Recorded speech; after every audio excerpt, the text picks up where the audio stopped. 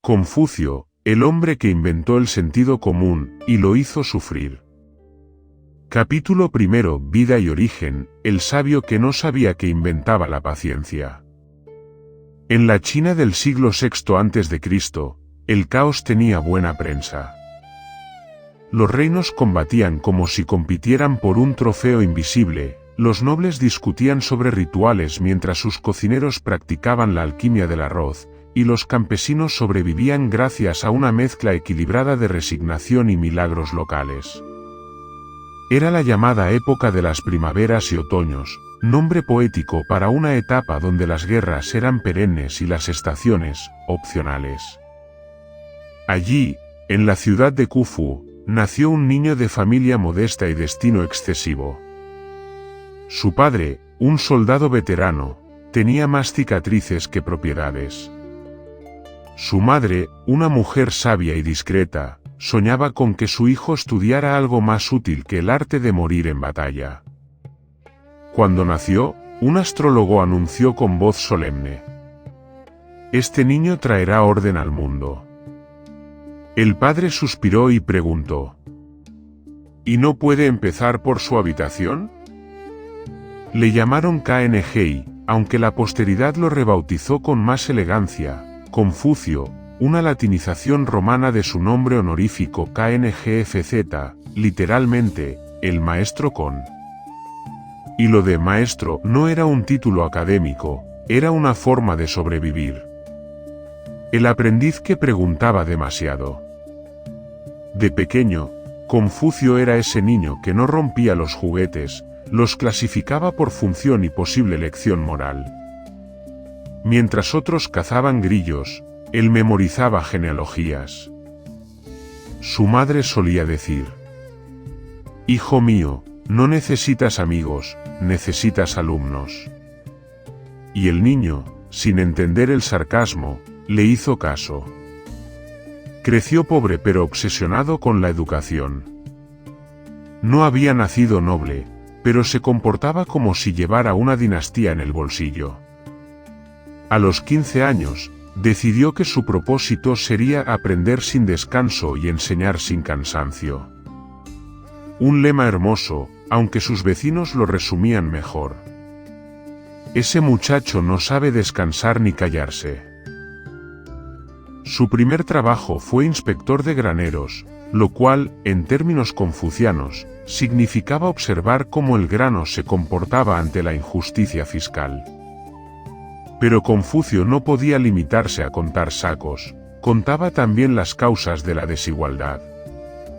Así empezó su carrera como funcionario filósofo, una mezcla entre auditor moral y coach espiritual del siglo VI a.C.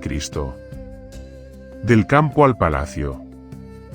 Poco a poco, su fama de hombre justo lo llevó a los pasillos del poder.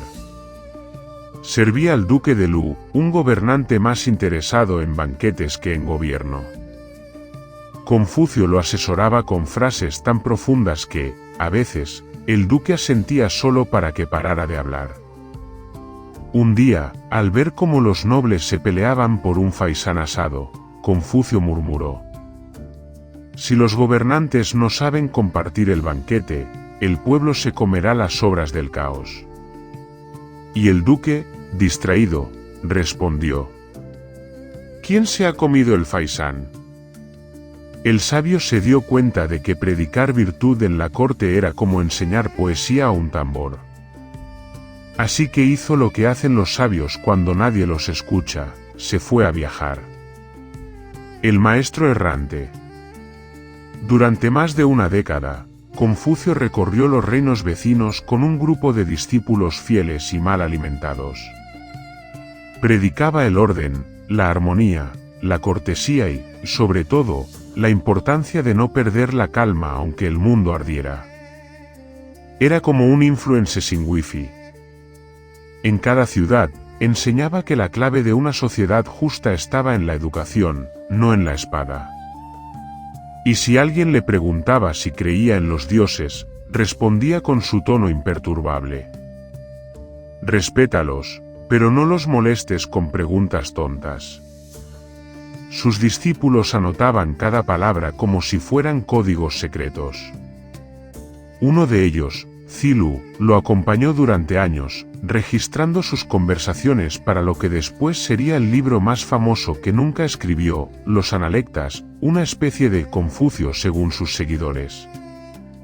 Algunos gobernantes lo recibían como a un sabio, otros lo expulsaban por aburrir a la tropa. Pero él seguía caminando con la paciencia de quien sabe que tiene razón, aunque el resto del mundo no tenga tiempo para admitirlo. El regreso y el ocaso. Ya viejo, volvió a Khufu con más sabiduría que expectativas. Fundó una escuela donde admitía a cualquier estudiante, sin importar su origen. Una revolución silenciosa en un tiempo donde el conocimiento era herencia, no derecho. Decía: en la enseñanza no hay clases, salvo las que imparto yo. Allí enseñó su credo moral, el respeto, la justicia, la templanza, la lealtad y sobre todo, la benevolencia, Ren. Su objetivo no era crear santos, sino ciudadanos decentes, lo cual ya era utopía suficiente. Murió en paz alrededor del 479 a.C., dejando tras de sí una legión de discípulos, toneladas de apuntes y una idea revolucionaria. Que el mundo no se arregla con espadas, sino con ejemplo. Y si no se arregla, al menos se mantiene presentable. Capítulo 2. ¿Qué hizo el hombre que convirtió la cortesía en filosofía? Confucio no fundó una religión, fundó un método de convivencia. Si Hammurabi talló leyes en piedra, Confucio las talló en el alma, que, paradójicamente, es más difícil de tallar y mucho menos resistente al fuego. Su pensamiento se basaba en una pregunta incómoda: ¿cómo gobernar sin gritar? El orden según Confucio. Para él, el universo era una gran familia mal organizada. El emperador debía ser el padre, los ministros los hijos mayores y el pueblo, los pequeños. El problema, decía, es que muchos hijos quieren ser padres y muchos padres actúan como adolescentes. Su solución, una palabra mágica, rito o protocolo. No se refería solo a ceremonias, sino a la educación emocional del comportamiento. Si el mundo se caía a pedazos, no era por falta de leyes, sino por falta de modales. En su sistema, el saludo correcto valía más que una espada afilada. Podríamos llamarlo la diplomacia del gesto.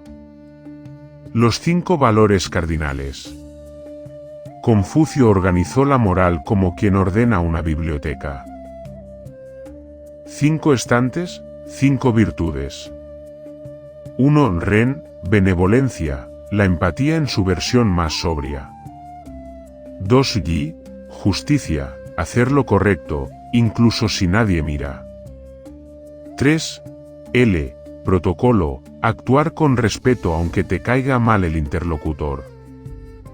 4. Sabiduría, saber cuándo hablar, y cuándo no. 5. Sin, lealtad, cumplir la palabra, incluso cuando te conviene romperla. Era, en esencia, un manual de convivencia universal con más vigencia que el manual de instrucciones de cualquier parlamento moderno. El gobierno por el ejemplo. Confucio afirmaba que el buen gobernante debía inspirar respeto sin imponerlo. Si el príncipe era virtuoso, el pueblo lo imitaría. Si el príncipe robaba, el pueblo abriría tiendas de corrupción. Su frase más citada, y menos aplicada: gobierna con virtud, como el viento mueve la hierba, sin gritar, pero con fuerza. Un programa político tan sensato que nadie lo quiso aplicar. El maestro de maestros. Su escuela formó a cientos de discípulos que luego difundieron sus ideas por toda China. Siglos después, sus enseñanzas se convertirían en la base ideológica de los exámenes imperiales, la gran oposición del imperio chino, donde cada aspirante debía demostrar que sabía más ética que matemáticas. Durante más de 2000 años, un burócrata chino debía ser antes un confuciano que un contador. Y lo cierto es que China funcionó mejor con esa receta que muchos países con constitución y wifi. Filosofía práctica, sin poesía innecesaria. A diferencia de Lao Tse, que predicaba el Wu Wei, la no acción, Confucio creía en el hacer bien hecho. Mientras Lao Tse miraba las nubes, Confucio revisaba el calendario fiscal. Uno proponía disolverse en el cosmos, el otro, mantener el cosmos en orden alfabético. Ambos tenían razón, pero Confucio tenía mejores alumnos. Capítulo 3, Curiosidades y legado, el influence original. El sabio más citado por gente que nunca lo ha leído. Confucio es el autor más citado del planeta por personas que jamás abrieron un libro suyo. Cada vez que alguien dice Confucio dijo, hay un 60% de posibilidades de que no lo dijera. Las frases apócrifas son tantas que ya podrían componer un tomo nuevo, Los Analectas 2.0. Aún así, su estilo conciso ayudó a que sobreviviera al tiempo.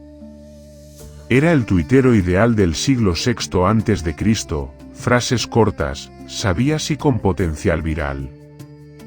Ejemplo: aprender sin reflexionar es trabajo perdido, reflexionar sin aprender es peligroso. Traducción moderna: no me vengas con coaching sin datos. El hombre que inventó la meritocracia, sin saberlo. Su escuela fue la primera que aceptó alumnos de todas las clases sociales, rompiendo el monopolio aristocrático del conocimiento.